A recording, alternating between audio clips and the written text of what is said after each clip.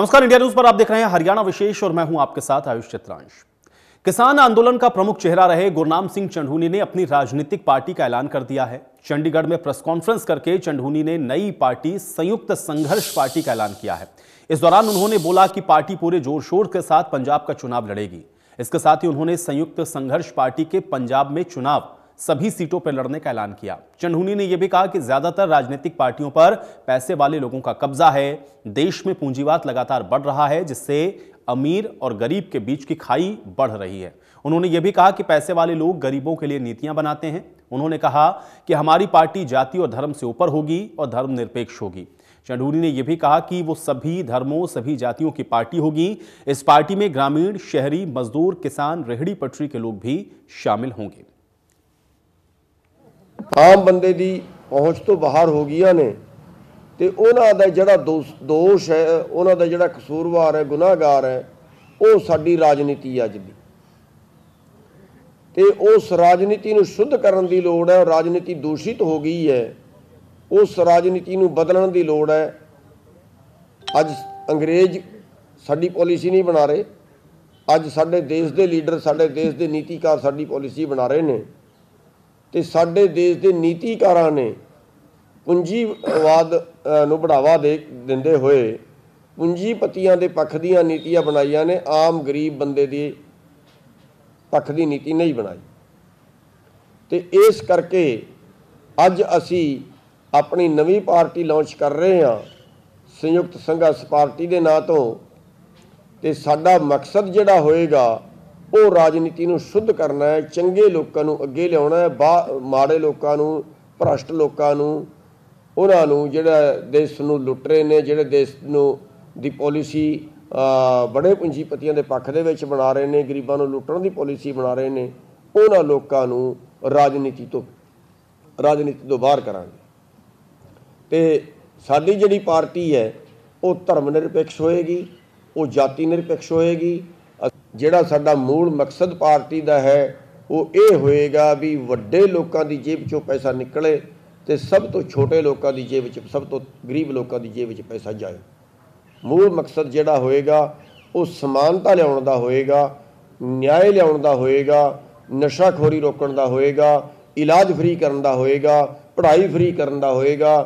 जिहड़े साडे युवा विदेशां नूं जा रहे ने उन्हां वास्ते भी असी जिहड़ा है एजेंटां दे चुंगलों तो बचा के उन्होंने सरकारी एजेंसियां आपां खड़ी करांगे जिहड़ी उन्होंने बाहर भेजण दा काम करन। वो सारी चीज़ां असी जिहड़ा है जिहड़ी समाज नूं लोड़ है उन्हां वास्ते साडी पार्टी। तो अपनी नई संयुक्त संघर्ष पार्टी के ऐलान के दौरान गुरनाम सिंह चंढूनी ने क्या बड़ी बातें कही हैं, आइए आपको ग्राफिक के जरिए दिखाते हैं।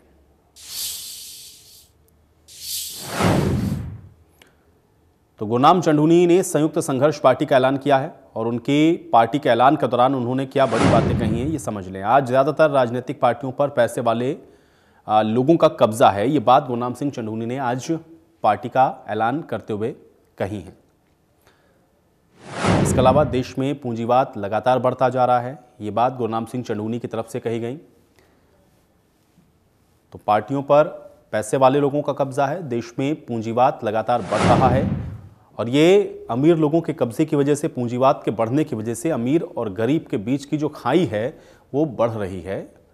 ये बात गुरनाम सिंह चंढूनी ने अपनी इस पार्टी के गठन के दौरान प्रेस कॉन्फ्रेंस करते हुए कही है। फिर पैसे वाले लोग गरीबों के लिए नीतियां बना रहे हैं, ये बात भी गुरनाम सिंह चंढूनी ने कही कि जो नीति बनाते हैं वो सब पैसे वाले हैं और इसलिए वो गरीबों का ध्यान नहीं रखते। हमारी पार्टी जाति और धर्म से ऊपर होगी, ये एक बड़ी बात गुरनाम सिंह चंढूनी ने कही, जिसमें उन्होंने ये भी बताया कि जाति और धर्म से ऊपर ये पार्टी यानी कि धर्मनिरपेक्ष होगी उनकी पार्टी और सब धर्म सभी जातियों की पार्टी होगी संयुक्त संघर्ष पार्टी, जिसका ऐलान गुरनाम सिंह चंढूनी के द्वारा किया गया है।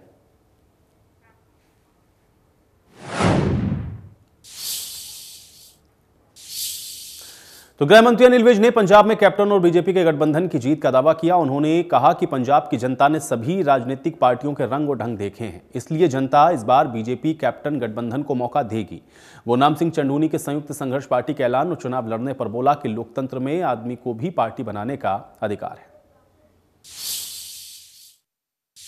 पंजाब में भाजपा और अमरिंदर सिंह गठबंधन पूरी तरह से विजय प्राप्त करेगा और वहाँ पर इस गठबंधन की ही सरकार बनेगी, क्योंकि बाकी सबको लोग देख चुके हैं, सबके कर्तव्य देख चुके हैं, सबके रंग ढंग देख चुके हैं, इसलिए इस गठबंधन की ही सरकार बनेगी। देखिए, हर आदमी को छूट है, हिंदुस्तान में प्रजातंत्र है, एक आदमी भी पार्टी बना सकता है, 2 वाला भी बना सकता है, 100 वाला भी बना सकता है, तो कोई भी बनाए, उससे कोई फर्क नहीं।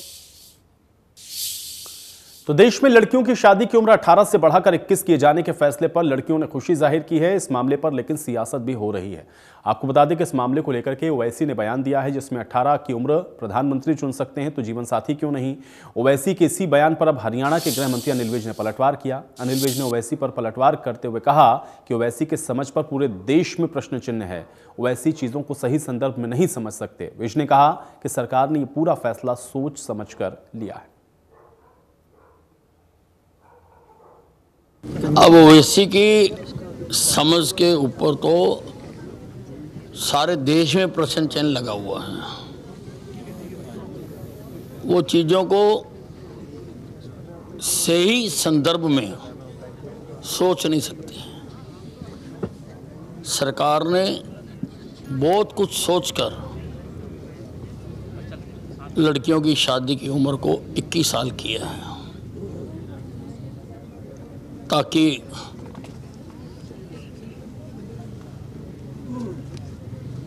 लड़की पूरी तरह से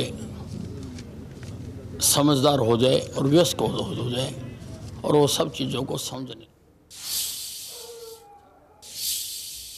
तो केंद्र सरकार के द्वारा लड़कियों की शादी की उम्र को 18 साल से बढ़ाकर 21 साल करने के कदम पर आगामी 23 दिसंबर को जींद में खापों की महापंचायत आयोजित होगी। इसके अंतर्गत इस मुद्दे पर विचार विमर्श करके खाप अपना पक्ष रखेंगी। इस महापंचायत से पहले दहिया खाप ने सरकार के फैसले का समर्थन किया। दहिया खाप प्रमुख सुरेंद्र दहिया ने कहा कि मौजूदा समय में अधिकतर लड़कियां 24 से 25 साल की आयु में ही शादी करती हैं। सरकार ने फैसला लिया है तो कुछ सोच समझकर ही लिया होगा। 23 को जो ना जींद में खापों की पंचायत आई है, पूरा मसला तो वहाँ पे रखा जाएगा। पर मेरी नज़र में जो है 21 जो कम कोई ज़्यादा वो नहीं है। आजकल तो जो ना 25 तक की लड़कियाँ जो है शादी करती हैं। अगर सरकार ने रख दिया तो कुछ सोच समझ के रखा होगा। पर हमारी एक और उचित मांग थी उत्तर भारत की। यहाँ जो है ना लड़कियों की शादी या लड़के की शादी जो लव मैरिज होती है, उसमें माता पिता का होना अनिवार्य होना चाहिए था। ये सबसे ज़रूरी था। गोत गोहांड और गोत्र के ऊपर जो है ना संशोधन होना चाहिए हिंदू मैरिज एक्ट में, जिससे बहुत सारे विवाद खत्म हो जाते और फिर चाहे 21 की जगह 24 भी रख लेते, कोई अनुचित नहीं थी। अब हर इंसान कोशिश करता है कि तेरी बेटी 16-17 की शादी हो जाए, ताकि वो मुंह ना देखना पड़े भाई किसी गवांड में चली गई या किसी गोत्र में शादी कर ली या रिश्तेदारी में कर ली। अगर ये सब कानूनी तौर पे बैन हो जाए तो बहुत सारे उत्तर भारत के मसले। हरियाणा के जगाधरी पहुंचे श्रम और रोजगार मंत्री अनूप धानक ने दीनदयाल उपाध्याय ग्रामीण कौशल योजना के तहत रोजगार मेले का उद्घाटन किया। इस अवसर पर उन्होंने बताया कि इस मेले में प्राइवेट कंपनियां और इंडस्ट्रीज से जुड़ी 30 कंपनियां और संस्थान हिस्सा लिया। 550 लोगों ने रोजगार के लिए रजिस्ट्रेशन भी करवाया।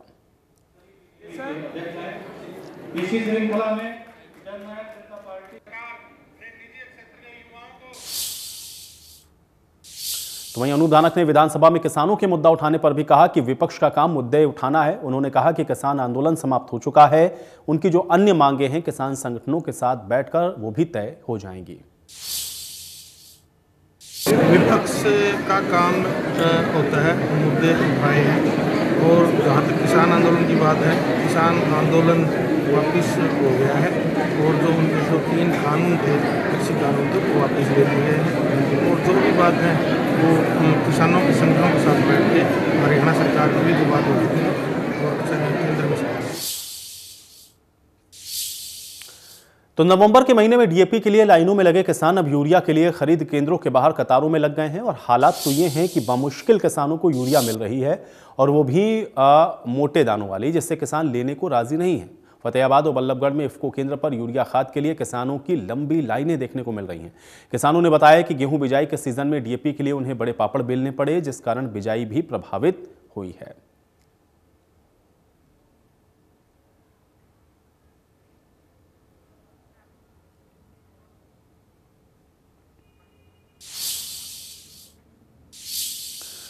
तो प्रदेश भर में एचटेट पीजीटी लेवल 3 की परीक्षा शांतिपूर्ण तरीके से संपन्न हुई। भिवानी में परीक्षा देने के बाद अभ्यर्थियों ने कहा कि परीक्षा केंद्रों पर व्यवस्थाएं अच्छी थी, उन्हें कोई अनियमितता नहीं मिली है। आपको बता दें कि हर परीक्षा केंद्र के बाहर डीएसपी स्तर के अधिकारियों की ड्यूटी लगाई गई। अभ्यर्थियों के साथ हमारे संवाददाता रवि जांगड़ा ने बातचीत की है।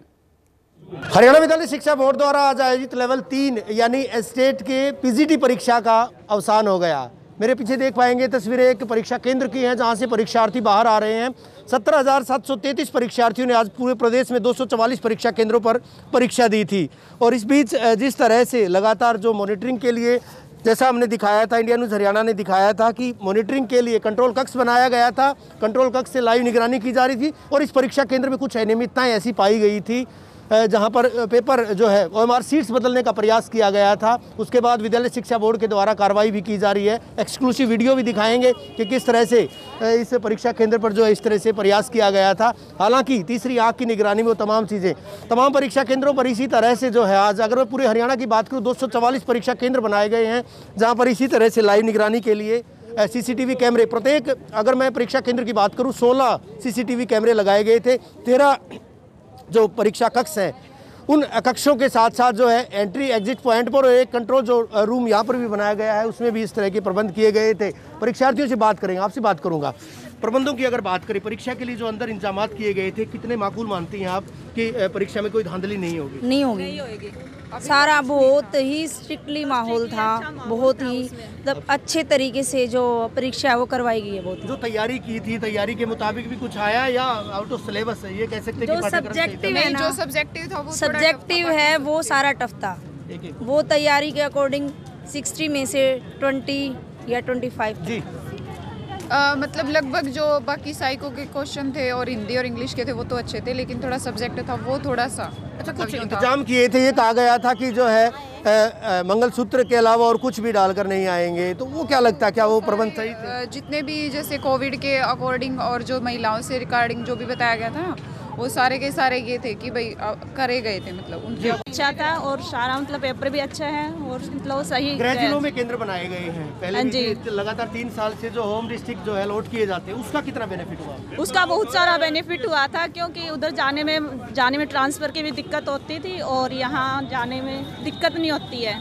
जी, जाहिर तौर पर जो है परीक्षार्थी यहाँ पर परीक्षा के बाद बाहर निकल भी रहे हैं। उन परीक्षार्थियों का सीधे तौर पर कहना है जिस तरह की दिक्कतें पहले जो है बाहर जाने में आती थी उस तरह की दिक्कतें हालांकि नहीं है। लेकिन लाइव मॉनिटरिंग की हमने बात कही थी कि लाइव निगरानी जो है परीक्षा केंद्रों की, तमाम परीक्षा केंद्रों की लाइव निगरानी विद्यालय शिक्षा बोर्ड के मुख्य कक्ष से की जा रही थी। किस तरह की कार्रवाई अमल में लाई जाएगी अधिकारियों से भी बात करेंगे। लेकिन बहरहाल जो है वो परीक्षा, पहले दिन की परीक्षा वो खत्म हो चुकी है। 17,733 परीक्षार्थियों ने आवेदन किया था। हालांकि एक अहम बात, क्योंकि अगर मैं पूरे प्रदेश की बात करूं, तीनों लेवल की परीक्षा की बात करूं, 1,87,251 परीक्षार्थी तीनों दिन जो लेवल की परीक्षा में बैठेंगे। लेकिन अहम चीज़ ये है कि 1,29,000 से ज़्यादा महिला अभ्यर्थी जो है वो परीक्षा देने के लिए आई हैं तीनों ही लेवल की परीक्षा के लिए। तो कहीं ना कहीं माना जा रहा है कि इस बार भी एक बार फिर से महिला अभ्यर्थी और पूरी चाकचौबंद व्यवस्थाओं के बीच जो एमआर सीट्स हैं वो भी लेकर जाएंगी। पुलिस के भी माकूल इंतजामात वो उनके दावे किए गए थे। बहरहाल अब जो परिणाम आएगा वो परिणाम भी जल्द से जल्द घोषित किए जाने की बात कही गई है। वीडियो जर्नलिस्ट सुमित अवस्थी के साथ रवि जांगड़ा, इंडिया न्यूज़। तो एचटेट की परीक्षा में कोई गड़बड़ी ना हो इसके लिए प्रशासन ने इस बार हरियाणा माध्यमिक शिक्षा बोर्ड के अध्यक्ष से बातचीत हमारे संवाददाता रवि जांगड़ा ने की है, सुनिए। हरियाणा विद्यालय शिक्षा बोर्ड द्वारा आयोजित की जा रही हरियाणा अध्यापक पात्रता परीक्षा के पहले दिन यानी 18 तारीख को आज की अगर बात करें 17,733 परीक्षार्थियों को परीक्षा देनी थी। ये कंट्रोल रूम था जहां से हमने लाइव जो है मॉनिटरिंग दिखाई थी और उसका प्रतिफल था, उसका नतीजा था कि कुछ यूएमसीज बनाए गए हैं। यहाँ से लगातार जो है मॉनिटरिंग की जा रही थी, हमने देखा था। वो एक्सक्लूसिव तस्वीरें भी अपने दर्शकों को हम लगातार दिखा रहे हैं कि किस तरह से यहाँ पर लाइव मॉनिटरिंग की जा रही थी। और उस मॉनिटरिंग के दौरान जो ये अमला है, जो एजेंसी के फर्म के लोग हैं, इनके द्वारा यहाँ पर जो है कुछ ऐसे लोग ट्रैप किए गए थे जो कि संदिग्ध तरीके से परीक्षा को अमली जामा पहना रहे थे। बोर्ड के अध्यक्ष प्रोफेसर डॉक्टर जगवीर सिंह जी लगातार हमारे साथ, उनसे बात करेंगे। सर, यही सवाल कि अगर परीक्षा की बात करें, सर परीक्षा की अगर मैं बात करूं, इस परीक्षा में आज जो परीक्षार्थी थे, कितने परीक्षार्थियों ने परीक्षा दी थी? 17,733 परीक्षार्थियों के द्वारा परीक्षा दिए जाने की। Number 20,002 Hindu senior secondary school Nuh, room number 1, centre number 12,001 Narnaul government college. Room number 7 centre number 8010 Jind. Room number 2 16007 Rohtak. Room number 11 16005 Rohtak. और room number 5 centre number 4004 Fatehabad. ये 6 कक्ष की कंट्रोल रूम से देखते हुए यूएमसी बनाई गई है। वीडियो देख करके उन विद्यार्थियों को संदेश भेज दिया जाएगा। उनकी सुनवाई करने के बाद ही फैसला होगा कि वास्तव में वो ठीक थे या गलत थे। माना जा सकता है सर, हाईटेक तरीके से जिस तरह के प्रबंध किए गए थे, इंतजामात किए गए थे, वो कहीं ना कहीं फलीभूत हुए, मान सकते हैं। टेक्नोलॉजी का फ़ायदा तो है ही, और जो नकल करने वाले हैं, इस प्रकार का व्यभिचार करते हैं, तो उस वालों का केस तो बनना ही चाहिए। और निश्चित रूप से टेक्नोलॉजी का हमें फ़ायदा हुआ है और पिछले 5 साल से हम इस टेक्नोलॉजी का प्रयोग भी कर रहे हैं। आज की परीक्षा में विद्यालय शिक्षा बोर्ड कितना कामयाब रहा है? प्रशासन का पूरा सहयोग मिलते हुए, इस कारण से पूरे हरियाणा भर में जो प्रशासन सहयोग मिला, सरकारी मशीनरी का जो प्रयोग किया गया, उसका सहयोग लेने के कारण से आज हम सफल रहे। आज की पीजीटी लेवल 3 की परीक्षा सफल रही। बड़ी चुनौती ये होती है कि जो OMR सीट्स हैं वो विद्यालय शिक्षा बोर्ड के जब परिसर में लाई जाती है, मुख्यालय में लाई जाती हैं, तब भी कहीं ना कहीं माना जा सकता है कि कोई गड़बड़ी की संभावना है। उसको ट्रैक करने के लिए क्या कोई नई टेक्नोलॉजी अख्तियार की गई है? कंट्रोल रूम पर ही प्रत्येक परीक्षा केंद्र की OMR इकट्ठी की जाएंगी, और जो OMR सीट लेकर के जो हमारी RAF रैपिड एक्शन फोर्स जो फ्लाइंग बनाई गई है, वो जब वहाँ से चलेगी, उसको प्रत्येक को एक हिदायत दी गई है कि अपनी लाइव लोकेशन ऑन करते हुए और पुलिस अभिरक्षा में OMR सीट को बोर्ड के कार्यालय तक पहुंचाना है। ऐसे हमारे कर्मचारी अधिकारी जो सब गए हैं, रात्रि 1:30 बजे तक वापस आने की संभावना है। शुक्रिया सर, हमसे बात करने के लिए। बोर्ड अध्यक्ष प्रोफेसर डॉक्टर जगबीर सिंह, जिनका साफ तौर पर कहना है कि लाइव जो मॉनिटरिंग की गई थी, एक अहम चीज़, अहम खबर कि 6 यानी आधा दर्जन परीक्षार्थियों की UMC बनाए जाने की जो है ताकीद की गई है विद्यालय शिक्षा बोर्ड के अधिकारियों के द्वारा। जिस तरह से लाइव मॉनिटरिंग की गई थी, उसके आधार पर जो है और भी जो विद्यार्थी हैं, इस तरह के अभ्यर्थी जो कि संदिग्ध तौर पर कहीं ना कहीं नकल जैसी कुवृत्ति में संलिप्त पाए जाते हैं, तो उनके खिलाफ भी कड़ी कार्रवाई अमल में लाई जाएगी। यानी कहीं ना कहीं हाईटेक तरीके से आयोजित की गई इस परीक्षा के दौरान विद्यालय शिक्षा बोर्ड का आज दावा है कि वो कहीं ना कहीं कामयाब रहा है। वीडियो जर्नलिस्ट सुमित अवस्थी के साथ रवि जांगड़ा, इंडिया न्यूज। सोनीपत में ट्रक यूनियन मैनेजमेंट ने 15 साल पुराने वाहन को चलाने के लिए सरकार से मांग की है। ट्रक यूनियन ने कहा है कि 15 साल पुरानी गाड़ियां मानक ब्यूरो B4 और B5 को पूरा करती हैं। उन्होंने सरकार से मांग करते हुए कहा कि 10 साल से ज्यादा पुराने वाहन को पॉल्यूशन जांच के बाद ही रोड पर चलने की इजाजत दी जाए।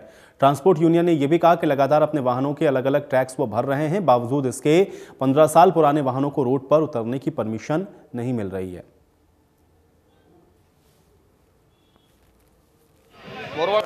हमारे पूरे ट्रांसपोर्टर सफ़र कर रहे हैं, जबकि 15 साल पुरानी गाड़ियों का यूरो मानक और 2020 की गाड़ियों का यूरो मानक, उनके जो पॉल्यूशन चेक करवाते हैं तो सेम होता है। फिर उन गाड़ियों से पॉल्यूशन कैसे फैलाया जाता है? दूसरा, 15 साल की जो परमिशन दी है हमें, पहले ही परमिट के लिए जो ना रजिस्टर्ड करवाते हैं, तो रजिस्ट्रेशन में 15 साल की परमिशन होती है, फिर गाड़ियों को 10 साल में क्यों अनैतिक तंग किया जा रहा है? उनको पॉल्यूशन, उनको इंश्योरेंस, उनका रजिस्ट्रेशन, रोड टैक्स हमारे से भरवाए जा रहे हैं, फिर गाड़ियों क्यों नहीं चलाने दिया जा रहा? मेरा पुरजोर अनुरोध है सरकार से, माननीय केंद्रीय मंत्री गडकरी जी इस बात पे संशोधन करें, मीटिंग करें, जो भी हो वो इस बात पे विचार करके 15 साल तक हमारी गाड़ियों को चलाया जाए। जिन गाड़ियों के हमने 15 साल के टैक्सेस दे रखे हैं, इंश्योरेंस हर साल करवा रहे हैं, हर मानक को जो ना पूरी तरह चेक करवा के जो ना सरकार के सामने रखते हैं। रोड पे हम जाते हैं तो रोड पोल्यूशन का करते हैं, फिर भी सरकार हमें क्यों परेशान कर रही है? आज कई लाख परिवार जो है ना रोड पे आ गए हैं। एक तो बेरोजगारी, ऊपर से जो है बेरोजगार देने की बजाय बेरोजगारी छीनी जा रही है। 26 लाख रुपए की गाड़ी जो ली थी आज वो 2.5 लाख रुपए की रहेगी। नई गाड़ी बनाने के लिए 40 लाख रुपया चाहिए। 40 लाख 2.5 लाख में कैसे कर पाएंगे हम लोग? तो सरकार, बड़ा बुरा हाल है। हम सरकार से अनुरोध करते हैं कि हमें जो है ना 15 साल तक हमारी गाड़ियाँ चलाने का परमिशन दिया जाए। हरियाणा के यमुनानगर में ईसाई मिशनरी के द्वारा धर्म परिवर्तन कराए जाने के मामले लगातार बढ़ रहे हैं और अब एक हिंदू लड़की का धर्म परिवर्तन करवाया गया है। इस दौरान हिंदू सामाजिक संगठन ने प्रशासन पर कार्रवाई में ढिलाई बरतने का आरोप लगाते हुए हाईवे को जाम कर दिया। हिंदू सामाजिक संगठनों का आरोप है कि पिछले काफी समय से ईसाई मिशनरी भोले भाले लोगों को बहला फुसलाकर धर्म परिवर्तन करवा रही है। हाल ही में इस तरह के 3-4 मामले सामने आ चुके हैं।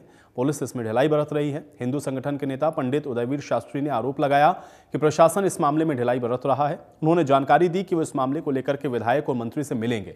उन्होंने कहा कि ईसाई मिशनरी से जुड़े लोग आरक्षण लेकर सरकारी नौकरियों में भर्ती हुए हैं, कितने ही लोग ऐसे हैं और इस पर एसआईटी गठित करके जांच होनी चाहिए। उन्होंने कहा कि फिलहाल ईसाई मिशनरियों ने लिखकर दिया है कि वो किसी का जबरन धर्म परिवर्तन नहीं कराएंगे। ऐसा कोई मामला अगर फिर भी सामने आता है तो इसको लेकर आंदोलन किया जाएगा। प्रकाश है पहले तो, उसकी लड़की मोना है, उसने ईसाई धर्म अपना रखा है, लेकिन उनके परिवार में इस बात को लेकर आपस में झगड़ा है। जो झगड़ा होने के कारण उसने अपने घर पे ईसाई धर्म के पादरी को बुलवाया था, जिसमें क्या है वो घर वालों को इतराज़ होया और उसके क्योंकि वो उसने जो उसके वहाँ मौके से जो लैपटॉप वगैरह मिला है उसमें उसने लिखा था कि जो देवी देवताओं की पूजा करता है वो नरक में जाता है। अपने आपस में विचार करके तय किया है कि जिला यमुनानगर में आज के बाद किसी का धर्म परिवर्तन नहीं किया जाएगा। उसमें ऐसा कुछ नहीं लालच मतलब किया ही नहीं जाएगा। और चलिए इसी के साथ हरियाणा विशेष में मेरे साथ फिलहाल इतना ही।